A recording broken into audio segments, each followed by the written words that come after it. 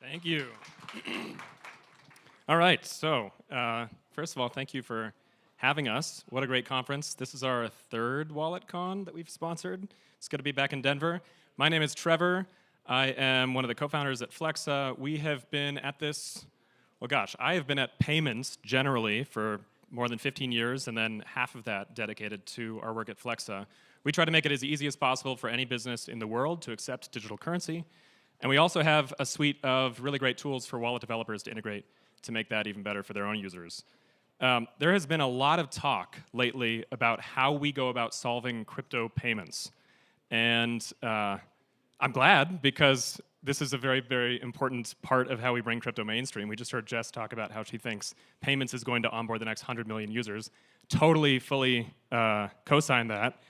I am here today to re-enlist all of us in the original vision of Satoshi and the cypherpunks, because we are heading down what I believe is the wrong path in terms of bringing crypto payments mainstream, and that is that we are using credit and debit cards to do it. And credit and debit cards are pretty antithetical to pretty much everything that crypto stands for. So today, I want to share some alternatives and some thoughts about why that's the case, and hopefully radicalize you to bring crypto back on track with what we're all trying to achieve when we set out to join this industry.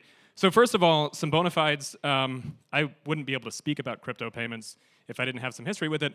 I'm also really proud that we get to work with some amazing companies to help them accept digital currency payments. And whenever I bring up that we work with Chipotle or Regal or Kiehl's, people say, wait a second, Chipotle accepts crypto? And the answer is yes, Chipotle accepts crypto. We did a huge campaign with them during the Ethereum merge, where they offered the biggest and richest discount they've ever offered, 99.95% off of a burrito. It just so happened that they were introducing the Guajillo steak burrito at the same time as Ethereum was moving to proof of stake. So there was a fun tie-in. We went through our budget for 3 weeks in 2 days, and it was a huge, huge splash for them. So this is really fun, and I'm proud that this is my job. I get to help bring companies that are really, really huge Fortune 500 companies on chain. But we have learned a thing or two about how to help businesses accept crypto payments. All of these brands don't use credit or debit cards to do it, and that's because credit and debit cards are fraud-prone, they're exclusionary, they're expensive, and they're very, very bad at privacy. So today we're going to talk through each of these things, and again, I hope to re-enlist you in this idea of electronic money being something that actually protects our privacy and doesn't steal our funds and doesn't exclude those of us who are not able to, for example, qualify for a particular credit score. So let's get into it. First of all, credit cards are fraud-prone. This is the first credit card that was ever invented. It was issued in 1950. It's a Diners Club card. This is the credit card number. The credit card number was 5 digits. Today it's 16 digits. Aside from that, not much has changed.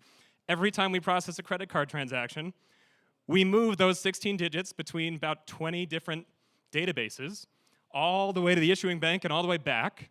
We encrypt and re-encrypt and decrypt the entire chain, and this whole concept of tokenization that's very familiar to the payments landscape has nothing to do with crypto, is all about trying to take that data and secure it in a form that it can't be stolen. It gets stolen all the time.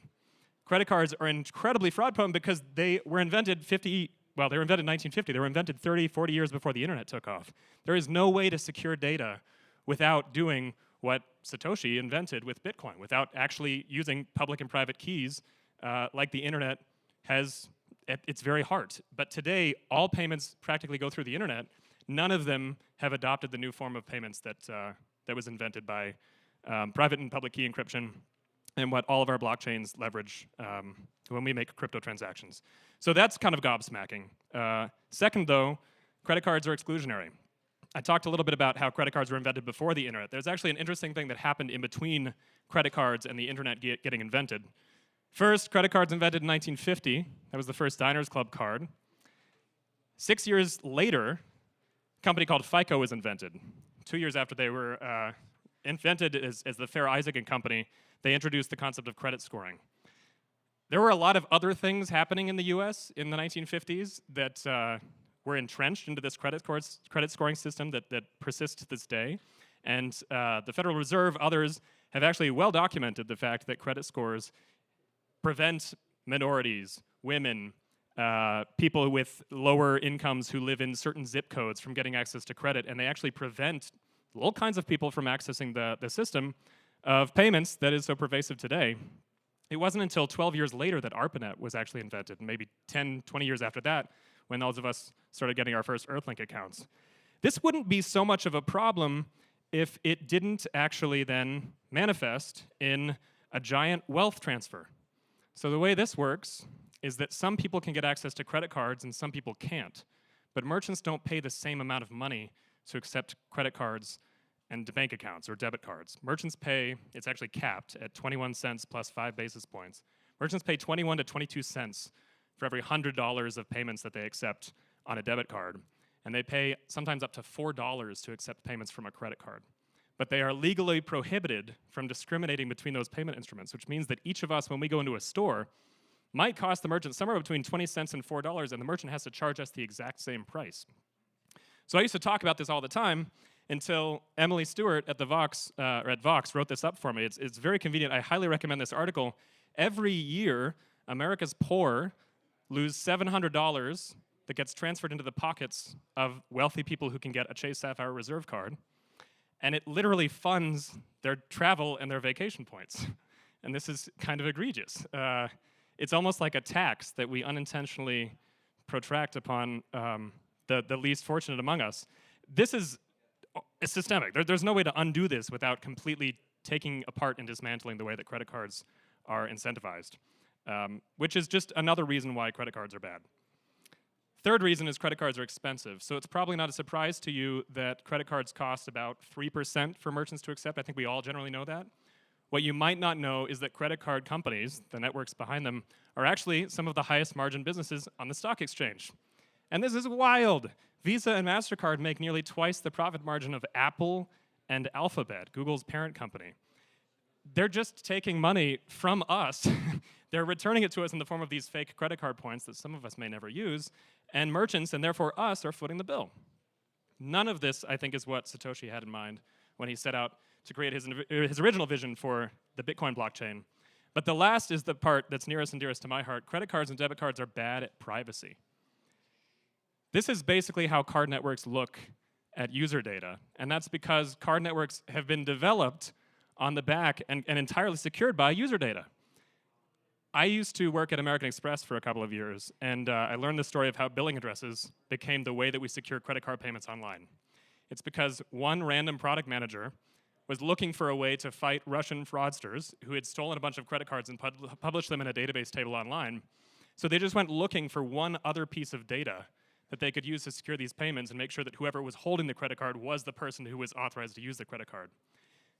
I don't know why they didn't choose something that we could put into one field and instead created something that web developers all around the world have had plagued them for years and years. The reason that you have to punch in 7 separate fields every time you're checking out online is because of this product manager who decided that billing addresses were the best way to secure payments online. And to this day, all of those stolen databases that list credit card numbers, now they just list the billing addresses as well. It's a total joke. It's a race to the bottom. They're constantly chasing new ways to secure payments that all constantly violate our data. I have another story. I used to work at a company that was working with a vendor who was providing something called chargeback insurance. So chargebacks are really bad for businesses. They're very, very hard for businesses to fight. And companies end up, if they incur too many chargebacks, getting shut down and basically blacklisted from these different credit card networks. There is a company out there who installs software on mobile devices that will look into your contact books if you give it permission.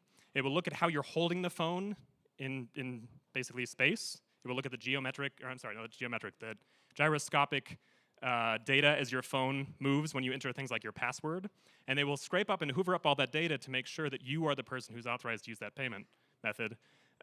They'll look at your contact book for things like Chinese-sounding last names or Russian-sounding last names. They're doing all of this because the more user data they can get, the more secure they can make the payments. Crypto doesn't need this. Crypto uses blockchains instead of any of this information, and that's why crypto is so much more privacy-preserving. But as soon as we bolt a credit card on top of crypto, or in vice versa, we bolt crypto on top of a credit card, we're just going right back to where all of this started 70 years ago. At Flexa, we believe that it doesn't have to be this way. We think credit cards have a shelf life of about 100 years, which means we have 25 years now to replace credit cards with something better. And that's crypto, obviously. We're all here, we believe this. So we offer a lot of really cool tools for merchants to help them accept digital currency payments. We care a lot about user experience, making it so easy to send payments that you know exactly who you're paying, you know exactly what dollar amount you're paying, you're able to choose the asset you're paying with. And then closer to some of the folks in the audience, we offer a set of tools for wallet developers that we call Flexa components. These are completely free.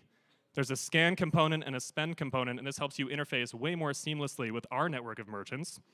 And it's really all about us trying to bring about the future that we think people deserve, which is making it possible to spend digital currency easily in stores, migrating away from banks and cards and toward blockchains and apps. And so that is my TED Talk. Thank you for coming today. I hope you now care more about what Sochi is trying to do. If you're interested, you can follow me on Twitter, and then look forward to seeing you all at our booth outside. Thanks again.